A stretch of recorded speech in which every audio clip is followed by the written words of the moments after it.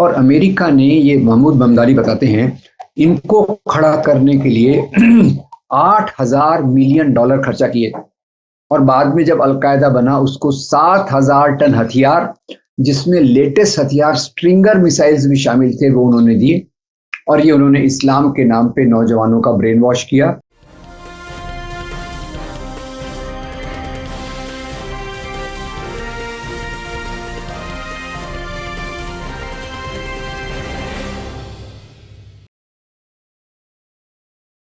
Hello, नमस्कार, आदाब, सत श्री अकाल और अस्सलाम वालेकुम। मैं हूं मोहम्मद अहमद काज़मी, लेकर आया हूं आपका पसंदीदा कार्यक्रम आपके रूबरू। इस कार्यक्रम में हम आपको कुछ बड़े जानकार लोगों से मिलवाते हैं ताकि आपको जो कुछ ताज़ा देश में घटनाक्रम हो रहा है उस पर उनकी क्या राय है वो हम आप तक पहुंचाने की कोशिश करते हैं। देश बहुत ही टर्बुलेंट सी सिचुएशन में है। हालात दिन ब दिन खराब किए जा रहे हैं, करने की कोशिश की जा रही है, नफरत को और आगे से आगे बढ़ाने की कोशिश की जा रही है। इन जो अभी ताजा कुछ वाकयात हैं, एक तो आरिफ मोहम्मद खान केरल के गवर्नर, उन्होंने एक बयान दिया है देवबंद स्कूल के बारे में कि वहां कुछ ऐसा पढ़ाया जाता है जो नहीं पढ़ाया जाना चाहिए। इसके अलावा उदयपुर में जो टेलर कन्हैया लाल का कत्ल हुआ है, जो बहुत ही बहीमाना और बहुत ही उसको कोई डिस्क्राइब नहीं किया जा सकता अल्फाज में कि इंसान इंसान को कैसे मार सकता है। ये बहरहाल एक बहुत ही अफसोसनाक सूरत हाल है। उसमें एक एक्यूज का ताल्लुक भी बताया जा रहा है बीजेपी से, कुछ बीजेपी के लीडर्स के साथ उनके फोटो नजर आ रहे हैं। इसके अलावा बनासकांठा राजस्थान में डीडीओ स्वप्निल खरे, उन्होंने एक ऐसा ऑर्डर दिया है, बताया जा रहा है, मीडिया रिपोर्ट्स हैं कि मुस्लिम बिजनेसमैन से, मुस्लिम कारोबारी लोगों से लेन देन करना जो है वो गलत है और नहीं तो उन लोगों पर पेनल्टी लगाई जाएगी। ये मुख्तलिफ वाकयात हैं जिससे महसूस हो रहा है कि पूरे मुल्क को किसी एक ही तरफ ले जाने की कोशिश की जा रही है। इस बीच में मैं आपसे मुलाकात करा रहा हूं राम पुनियानी साहब से, जो हिस्टोरियन हैं, समाज सेवी हैं, राइटर हैं, मुंबई में रहते हैं और बहुत ही देश को एकता की तरफ ले जाने की बात करते हैं, हमेशा प्यार की, मोहब्बत की बात करते हैं। राम पुनियानी जी, वेलकम है आपका। मीडिया स्टार वर्ल्ड को आपने समय दिया, बहुत बहुत शुक्रिया, धन्यवाद। आप ये बताइए कि इन वाकयात का जिनका मैंने जिक्र किया, आप इनको किस तरह से देख रहे हैं, खास तौर पर आरिफ मोहम्मद खान ने जो बात कही है। और इसमें एक बहुत ही दिलचस्प बात यह है कि एक मुसलमान गवर्नर है जो इस तरह की बात कर रहा है और एक जाट गवर्नर है सतपाल मलिक, वो दूसरी तरह की बात कर रहे हैं। वो भी मेरे ख्याल से समझने की जरूरत है। जी, देखिए, जहाँ तक ये अभी की घटनाओं का सवाल है, आपने बहुत बेहतरीन तरीके से उसका एक सारांश बताया है। मैं उसमें इतना ही जोड़ना चाहता हूँ कि जो नुपुर शर्मा ने जो कमेंट किया, पहली बात जो ख्याल में आती है वो ये कि उसके 9-10 दिन तक कोई ज़्यादा प्रतिक्रिया यहाँ नहीं हुई। उस प्रकार के गंदे प्रोटेस्ट नहीं हुए भारत में, इस बात को जरा ख्याल रखिए। और इनके नुपुर शर्मा के खिलाफ भी ज़्यादा लिबरल लोगों ने या जो उग्रवादी तत्व हैं उन्होंने नहीं लिखा। अब ये प्रक्रिया कब चालू होती है? जब वो गल्फ देशों के मुसलमान मेजॉरिटी कंट्रीज ने, जो खुद जिनके यहाँ डेमोक्रेसी नहीं है, जो बहुत अथॉरिटेरियन हैं, जब उन्होंने विरोध दिखाया कि हमारे पैगंबर साहब की बेअदबी हो गई है, उसके बाद प्रक्रिया यहाँ चालू होती है। यहाँ भी प्रक्रिया उसके बाद चालू होती है। और फिर ये जो दो सरफिरे नौजवान हैं जिन्होंने उदयपुर में कन्हैया लाल की एक बहुत नृशंस, कंडेमनेबल हत्या की। खैर, जैसे आपने बिल्कुल सही कहा, उसके लिए तो अल्फाज नहीं है, इतना खराब वो काम है। अब उसमें इस प्रकार की घटनाएं क्यों होती है? पहली बात जो इसमें आप इशारा कर रहे हैं आरिफ मोहम्मद खान साहब का, तो आरिफ मोहम्मद खान साहब का तो खैर एक पुराना इतिहास है। वो कैसे शाहबानों के बाद उनके विचार कैसे थे और बाद में वो कैसे बदलते गए और कैसे आज उनके विचार हैं। पर उनका ये जो आरोप है कि मदरसों के सिलेबस के कारण इस प्रकार की आतंकवाद की घटना होती है, वो मेरे ख्याल से उसमें बहुत थोड़ा सच है। थोड़ा सच ये है कि कुछ मदरसे जो पाकिस्तान में थे, जिनको अमेरिका ने स्पॉन्सर किया था, जहां अमेरिका ने एक फौज खड़ी करने का इरादा किया था। यहाँ मैं थोड़ा विस्तार में जाना चाहूंगा, क्योंकि आपको याद होगा वर्ल्ड वॉर जब चल रही थी, अमेरिका और सोवियत रशिया, ये दोनों के बीच में ये दुनिया में दादागिरी एस्टेब्लिश करने की, प्रभावित करने की एक होड़ चल रही थी।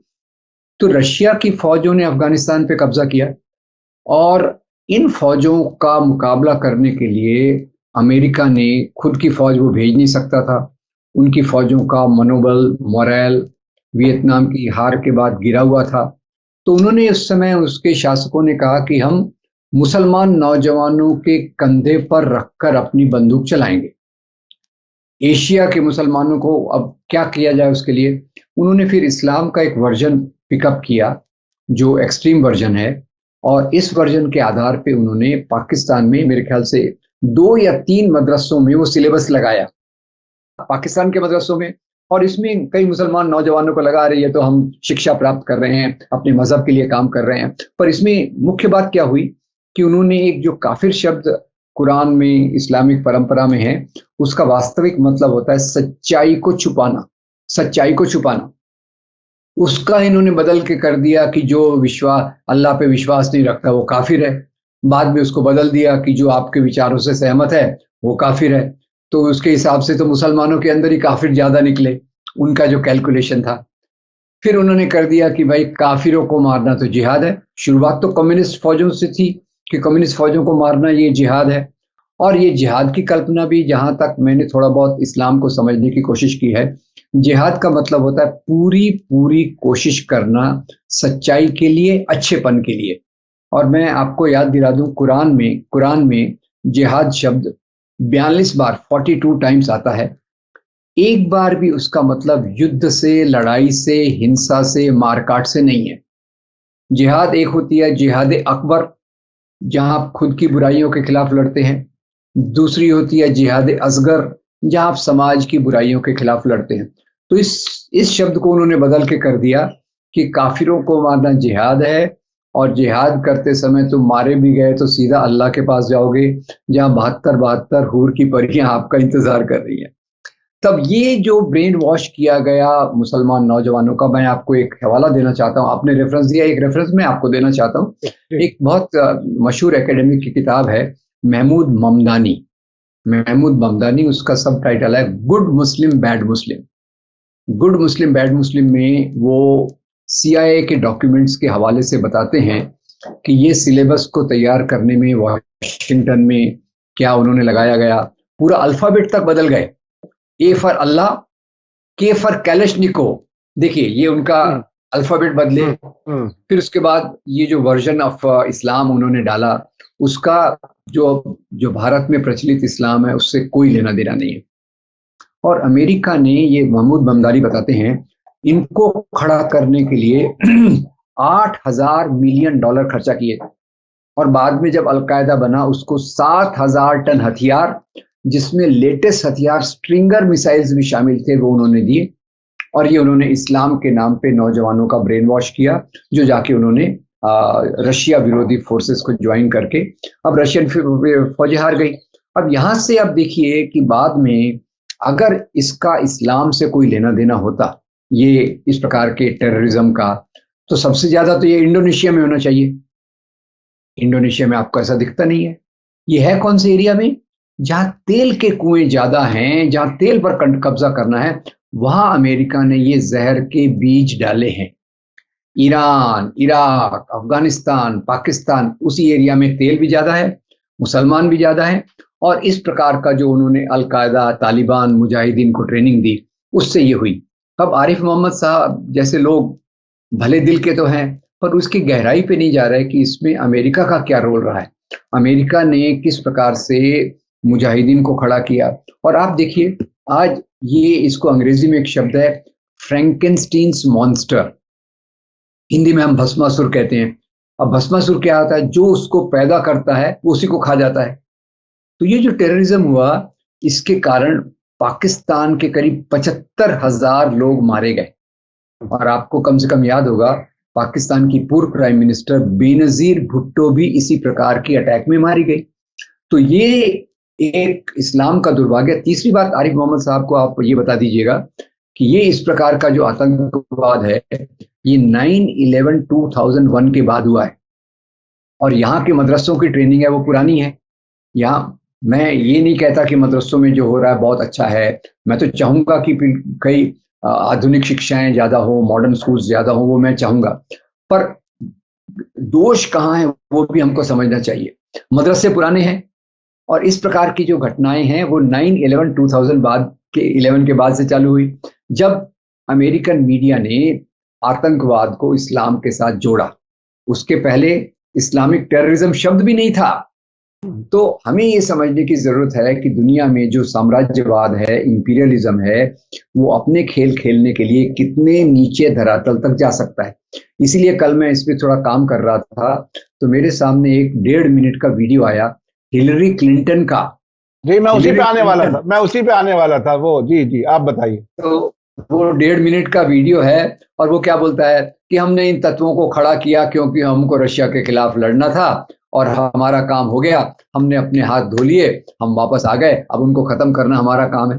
तो ये आप जो बात जिस पर आने वाले थे, मैं इसलिए बता रहा हूँ कि इसका जो इस प्रकार की दहशतगर्दी को जो इस्लाम से जोड़ा जा रहा है, उसके पीछे अमेरिका का हाथ है, और उसी आर्ग्यूमेंट को बढ़ा चढ़ाकर भारतीय मदरसों पे भी लागू करना चाहते हैं। भारतीय मदरसे, मैं जानता हूं कि गरीब मुसलमान मजबूरी से अपने लड़के लड़कियों को वहां भेजते हैं, और उनको भी एक अच्छी तालीम मिलना चाहिए, मदरसों का भी रिफॉर्म होना चाहिए। मैं पूरा उसके लिए सहमत हूं, और मैं चाहूंगा कि इस प्रकार का सपना हम देखें जहां मदरसों में भी सुधार हो, लड़के लड़कियों को अच्छी शिक्षा मिले। पर अभी जो मदरसों में सिलेबस है उसको आतंकवाद, दहशतगर्दी, इस प्रकार की गलत चीजों से जोड़ना, ये गलत है। पाकिस्तान के 2-3 मदरसों में हुआ, आपको याद होगा, आखिर में एक लाल मस्जिद लाहौर जी में थी शायद, जी, लाल मस्जिद में भी जी इसी प्रकार की चीजें, जो वहां के मौलाना हो गए वो इसी चीजों को लेके चलते थे और इसी प्रकार की ट्रेनिंग देते थे। और मुशर्रफ साहब जो उस समय वहाँ, मुशर्रफ जो उस समय डिक्टेटर थे, प्रेसिडेंट। उनको भी इसमें परेशानी हुई। तो ये इस्लाम और मुसलमानों के ऊपर ये जो बड़ी चीज थोपी गई है, ये समझना बहुत जरूरी है। और थोपा किसने किया है? ये इस्लाम के अंदर से नहीं आया, ये आया है अमेरिका से। अब जो पूरा आप अगर देखिए तो इस्लाम का भी कोई एक तरीका नहीं है, किसी धर्म का एक तरीका नहीं होता। हिंदू धर्म में गांधी भी आपको मिलेगा, गोडसे भी मिलेगा। इस्लाम में आपको सूफी परंपरा भी मिलेगी, वहाबी परंपरा भी मिलेगी, सलाफी भी मिलेगी, शिया भी मिलेंगे, सुन्नी भी मिलेंगे। अब उसको एक चीज से जोड़कर अगर हम देखेंगे तो हम गलत निष्कर्ष पर आएंगे। मैं विस्तार में इसलिए बताना चाहता हूं कि हमारे में क्लैरिटी हो कि ये जो इस प्रकार का आतंकवाद है। अच्छा, दूसरा एक और बात आपके सवाल पर आने के पहले एक और बोलता हूं। इसी प्रकार की बेरहमी की हत्याएं हिंदू धर्म के नाम पे हुई है। आपको याद होगा, अफराजुल नाम का जो मजदूर था, उसको शंभूलाल रेगर लाया कि भाई मैं तुमको काम दूंगा। इतनी ही बेरहमी से उसको मारा, और उसने अपने भांजे को बोला इसको वीडियो बनाओ, और वीडियो को उसने किया। क्या फर्क है ये दोनों क्रूरताओं में, दोनों इनह्यूमैनिटी में क्या फर्क है? कोई फर्क नहीं है। एक फर्क दिखता है कि अभी जो उदयपुर में हुआ उसकी हम सब भर्त्सना कर रहे हैं, निंदा कर रहे हैं, आलोचना कर रहे हैं। शंभूलाल रेगर ने जब ये किया, उसके बाद कमेटी बनी, शंभूलाल रेगर के लिए पैसा जमा किया गया, उसको सत्कार करने के लिए कोशिश की गई। तो ये मजहब के नाम पे जब हैवानियत आ जाती है तो वो एक बहुत खराब रूप ले लेती है, और वो रूप आपको कई जगह पे दिखेगा। अब शंभूलाल रेगर के बाद भी आप देखिए, ये क्या था, वो जो अखलाक था, जी जी। रकबर खान, जुनेद, ये सब भी इसी प्रकार से बेरहमी से मारे गए। तो मैं किसी एक धर्म को नहीं पकड़ना चाहता, मैं किसी एक चीज को नहीं पकड़ना चाहता। ये जो पिछले 20-30 साल से मजहब के नाम पे सियासत दुनिया भर में बढ़ रही है, साउथ एशिया में ज्यादा बढ़ रही है, और उसी के कारण फिर कुछ लोगों को लगता है कि भाई ये तो केवल इस्लाम में ही है। वो किसके प्रभाव में बोलते हैं? वो जो अमेरिकन प्रोपोगेंडा हुआ है, जो उन्होंने इस्लाम को आतंकवाद से जोड़ा है, ओसामा बिन लादेन को आतंकवाद से जोड़ा है, वहां से फिर इस प्रकार की सोच एक विकसित होती है, जो भारत के मुसलमानों के लिए तो मैं कहता हूं, पहले करेला ऊपर से नीम चढ़ा। पहले ही उनके खिलाफ इतना कुछ चल रहा था, ऊपर से ये जो टेररिज्म आया, अमेरिका ने जो खड़ा किया और जो उसके मीडिया ने किया, उसके कारण हालात और खराब हो गए। लोगों के सोचने का तरीका और खराब हो गया। तो हमारे जैसे लोगों का काम है कि हम सच्चाई तक जाएं और सच्चाई में जो हमको प्रॉब्लम दिखता है उसको दूर करने की कोशिश करें, उसमें कोई मुझे शंका नहीं है। अच्छा, मैं अक्सर चूंकि इंटरनेशनल अफेयर्स पे भी काफी काम करता रहता हूं मैं, और जी, मेरा बहरहाल हो सकता है मेरा गलत असेसमेंट हो कि जहां जहां भी अमेरिका और इजराइल पहुंचते हैं वो दोस्त के तौर पर पहुंचते हैं, लेकिन वो तबाह करके निकलते हैं। ये बहुत सी जी, मिसालें पूरी दुनिया में, आप तो हिस्टोरियन हैं, बहुत नजदीक से देखते हैं। अभी जो बातें आपने बताई अफगानिस्तान के बारे में और अमेरिका की तरफ से इस्लाम को टेररिज्म से जोड़ने के बारे में, अब भी अच्छा एक और एंगल है इसमें सोचने का। सऊदी अरब में वहाबी नजरिया है। सऊदी अरब के इजराइल से ताल्लुकात खामोशी से बहुत पहले से रहे, अब खुल करके सामने आ रहे हैं। जी, जी, जी। इस्लाम को बदनाम करने के लिए क्या इजराइल के दिए हुए प्रोजेक्ट पर वहाबिज्म क्रिएट हुआ? और उस वहाबिज्म के नजरिए में आप पाकिस्तान से लेकर के शायद कश्मीर से भी कहा जा सकता है, यहां से लेकर के अगर आप अफ्रीका के मुल्कों तक जाएंगे, जितने भी टेररिस्ट ग्रुप्स हैं उनका ताल्लुक नजरियाती तौर पर वहाबी वहाबी नजरिए से है। तो ये जुड़ करके बात तो वहीं पहुंचती है कि जो मुसलमानों को तबाह बर्बाद करना चाहते हैं, इस्लाम को बदनाम करना चाहते हैं, वो सऊदी अरब के रास्ते से वहाबिज्म के नजरिए से इस पूरे खित्ते में टेररिज्म को फैलाया। क्या आपको ऐसा नहीं लगता? देखिए, आपने एक बहुत महत्वपूर्ण जो बात मेरी इसमें नैरेटिव में रह गई थी, आपने उसको बहुत अच्छे से जोड़ा। और मैं आपको यही बताना चाहता था कि सऊदी अरेबिया और अमेरिका के ताल्लुकात भी अच्छे हैं। और सऊदी अरेबिया ने भी इस प्रोजेक्ट में अल-कायदा को खड़े करने के प्रोजेक्ट में इनडायरेक्टली हेल्प किया। और जो वहाबी इस्लाम का तरीका है, यही वो मदरसों में लाया गया था, जिसके कारण ये सब चीज़ें हुई। आपने कश्मीर का उल्लेख किया, तो कश्मीर के बारे में आपको बता दूं कि कश्मीर में 1980 तक इस प्रकार की बेरहमी से चीज़ें नहीं होती थी। ये कब हुई कि वो अल-कायदा रशिया में गया, सॉरी अफ़गानिस्तान में गया। रशियन फ़ौजों के हार के बाद बहुत सारे तत्व उसी प्रकार की ट्रेनिंग लेके कश्मीर में आए और वहीं से हमारे कश्मीरी पंडितों की प्रॉब्लम शुरू हुई। ये याद रखिए, जो आज गलत तरीके से कश्मीरी मुसलमानों को दोषी ठहराया जा रहा है, मैं उसके पूरे विरोध में हूँ। मैं ये बात जानता हूँ कि कश्मीरी मुसलमानों का कश्मीरी पंडितों से कोई समस्या नहीं थी। समस्या आई इस प्रकार के जो तत्व जिनका ब्रेन वॉश हुआ है वहाबी इस्लाम में, जो इस गलत चीज़ को लेके चलते हैं, उनकी जब एंट्री हुई कश्मीर में, उसके बाद कश्मीरी पंडितों पे ये हुआ। नहीं तो कश्मीर में अलगाववाद का आंदोलन तो 1960 से चल रहा था। 1960 के दशक में, 70 के दशक में, 80 के दशक में एंड में आपको मिलता है। क्यों? वो यही कारण है कि यही वहाबी ये जो अल-कायदा टाइप लोग हैं, ये बाद में आए और उन्होंने पूरे चित्र को बदल कर एक गंदा रूप देने की कोशिश की। तो आपकी बात सही है कि जो अमेरिका-इज़राइल एक्सिस है, वो अंदर से इस प्रकार के इस्लाम को प्रमोट करके, मुसलमानों को बदनाम करके, पूरे मुस्लिम कम्युनिटी को एक तौर से जगह-जगह दबाना चाहती है। तो आज मैं कहूँगा कि मुसलमान कौम दुनिया भर में एक प्रकार से टारगेटेड कौम है। टारगेटेड मतलब उसपे ये जो ख़ास तौर से इम्पीरियलिज़्म जिसको मैं कहूँगा, अमेरिका की नीतियाँ जहाँ दूसरे देशों के रॉ मटेरियल पर कब्ज़ा। अब अमेरिका को क्या मोहब्बत है इस चीज़ों से? उसको तो तेल चाहिए और तेल के पीछे ही पूरा ये सब राजनीतिक खेल हो रहा है। नहीं तो मैं लोगों से एक सरल सवाल पूछता हूँ कि अगर ये चीज़ें इस्लाम के कारण होती, तो इंडोनेशिया में क्यों नहीं होती ज़्यादा? मलेशिया में क्यों नहीं होती? वहाँ तो इस प्रकार की समस्या नहीं है। तो हमको यही समझने की ज़रूरत है कि ये एक विशेष प्रकार का जो ब्रेन वॉशिंग अमेरिका ने किया और वहाँ से जो चीज़ें चालू हुई, और अमेरिकन मीडिया का रोल भी इसमें बहुत गंदा रहा है। अमेरिकन मीडिया ने भी इस्लामिक टेररिज्म शब्द आप कैसे ला सकते हो? आप मज़हब को टेररिज्म से कैसे जोड़ सकते हो?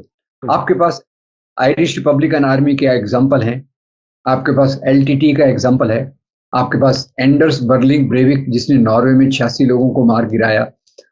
कितने जो इंदिरा गांधी की हत्या का भी आपके पास एग्ज़ाम्पल हैं। तो कई धर्म के अंदर से दहशतगर्द आए हैं, पर वो धर्म के कारण नहीं आए हैं, उसके पीछे एक सियासत रही है। और उस सियासत ने जब मजहब के कपड़े पहने तो इस प्रकार से खतरनाक चीजें हमको देखने को मिली। तो आपकी बात बिल्कुल सच है, आप जो इंटरनेशनल अफेयर्स में नजर रखते हैं कि उनका एक मकसद रहा है इस प्रकार के इस्लाम को प्रमोट करना। और हिलरी क्लिंटन तो खुद कहती हैं कि हमने इनकी फंडिंग की।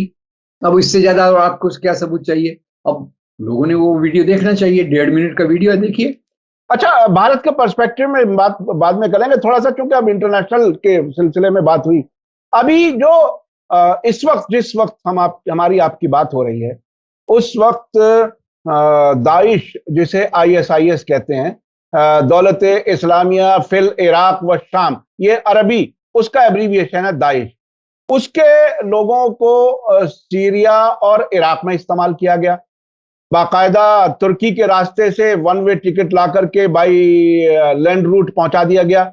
अब उसके बाद ऐसे बहुत से सबूत आए कि मिसाल के तौर पर जब तक हमने अफगानिस्तान में मिलिशिया को देखा था, जिसका भी आपने जिक्र किया, उसके पास सबसे बड़ा हथियार क्लाशिनकोव होता था। लेकिन दाइश के पास बाकायदा 4x4 बड़ी गाड़ियां, नाइकी के अच्छे जूते जो 5-7-8 हजार रुपए के आते हैं, और बेहतरीन हथियार और हथियारबंद गाड़ियां, और अस्पताल में इलाज कराने के लिए गोलान हाइट्स और इजराइल की टेरिटरी, जिसमें खुद वहां के प्राइम मिनिस्टर जो उस वक्त बेंजामिन नेतन्याहू थे, वो खुद देखने के लिए आते हैं, उनकी अयादत करने के लिए। तो इस किस्म से अब क्या आपको ऐसा नहीं लगता कि टेररिज्म को lesser than a war, lesser than A military intervention इस्तेमाल किया जाता है? अभी हमने पिछले कुछ ही महीनों में बाकायदा अनमार्क्ड हेलीकॉप्टर्स देखे जो सीरिया से अफगानिस्तान पहुंचाए गए।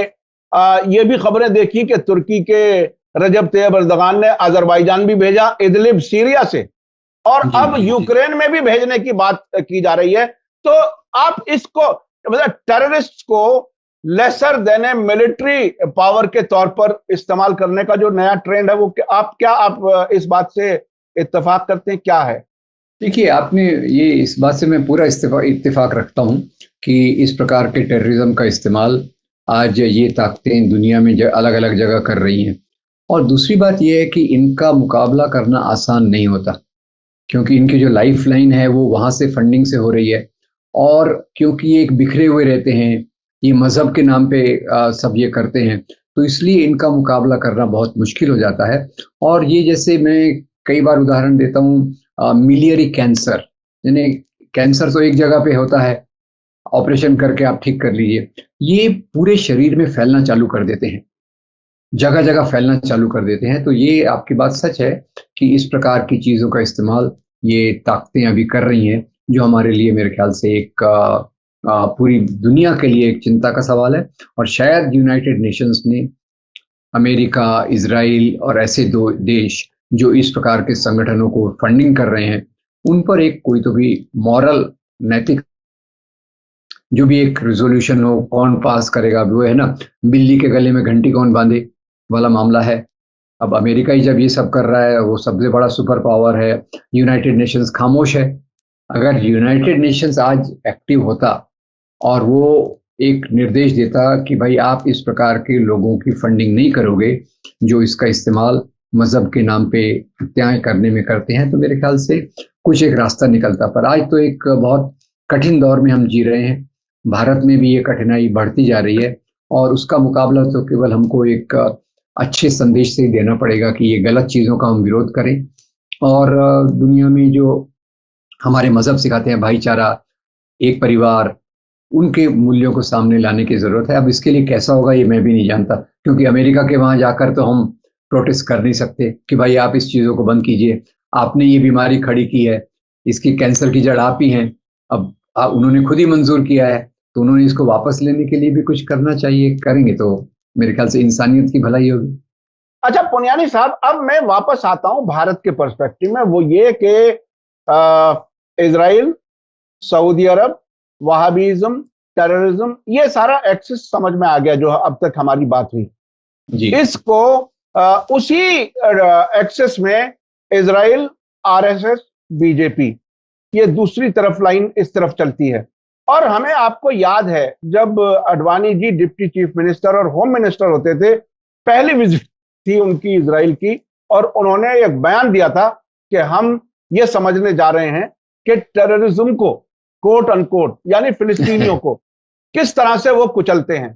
तो क्या वहीं की वो टैक्टिक्स कुछ इस्तेमाल की जा रही हैं जिसमें Talib Hussain Shah IT cell BJP chief जो रह चुके हैं जम्मू में, या उदयपुर में रियाज नाम का बीजेपी का साथ कनेक्शन जो दिखाया जा रहा है, क्या वही थियरी यहां भी इस्तेमाल की जा रही है?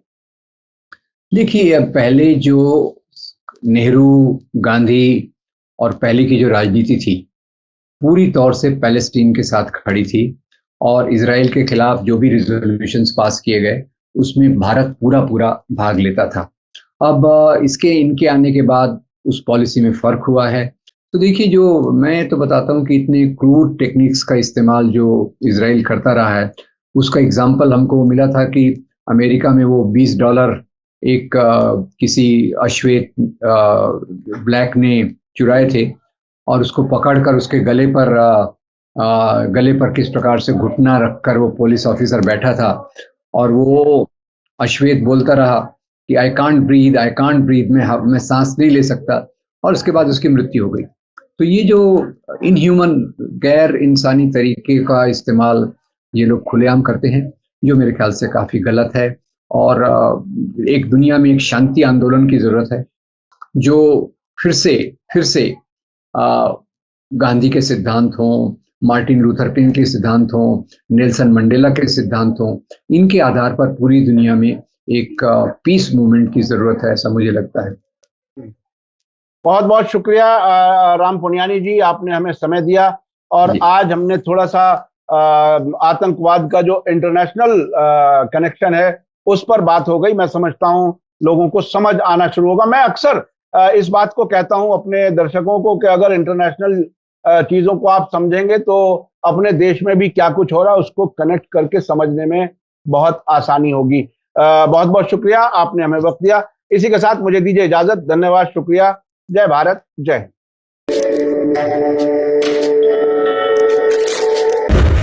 मीडिया स्टार वर्ल्ड के और वीडियो देखने के लिए हमारे चैनल को सब्सक्राइब करें और सीधे नोटिफिकेशन पाने के लिए बेल आइकन दबाएं। और अगर हमारी खबर सच्ची और अच्छी लगे तो अपने व्हाट्सएप, इंस्टाग्राम, फेसबुक और ट्विटर अकाउंट पर जरूर शेयर करें।